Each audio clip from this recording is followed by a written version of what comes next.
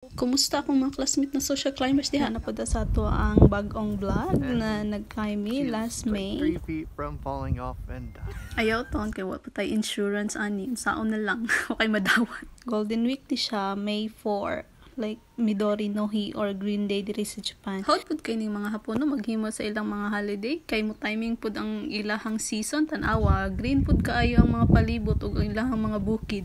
Para sa ako best time gyud na mag-climb og mga bundok diri sa Japan kay April, May, tapos September, October.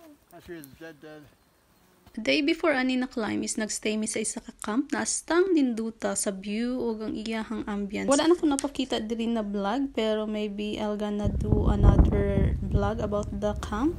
Sa mga nakaadto og Lake Holon dito sa Mindanao, mura-mura siya og Lake Holon.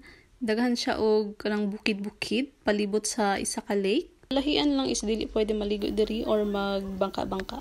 Mauna ni ang part na kat-kat goal man ta, social climber man ta, awang outfit padulong og Aeon Mall pero adto daig bukid. Shout out dai sa mga nakarelate nako ug mga classmate pud nako na kumusa ka og bukid kay naka sneakers lang. Mautakil po gamay, ligid dako.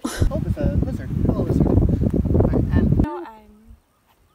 Pero okay ra nang maligid oy as long as dili ta mabalian og bukog. Nabi quotes na fall down 7 times, get up 8 times. O pwede ra di ay. Diri na part no kay mga ano na kay miluya na kay mi wanay energy. Ano tama gyud ang yung nila water is life. Same. It's just for the name of it, but the view and the rock is the same. Paspas kay sila ba? Si Eddie nag-una paspas kaayo kay gusto niya ang iyang goal kay maabtan to niya mga tigulang na nag-una sa mua. Tigulang diri sa Japan no ginahimo rag hobby ang ilahang mountain climbing. So tanan-tanan naabot og 6 hours among climb pasaka og pababa kay hapit man ni wala na saag. Salamat sa akong friend na si Rizal kay nangutana gid siya sa isa ka tigulang na nag-climb pud didto pero daghan magigig siya trail so gana gyud masaag jud ka if you're first time here.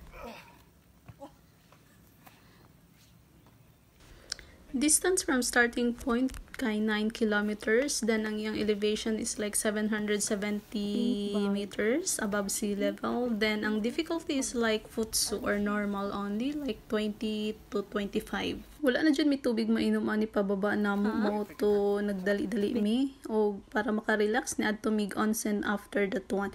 Ang onsen is nice kaayo kay naa siya outdoor view like this one. Sunod na pod, bye-bye!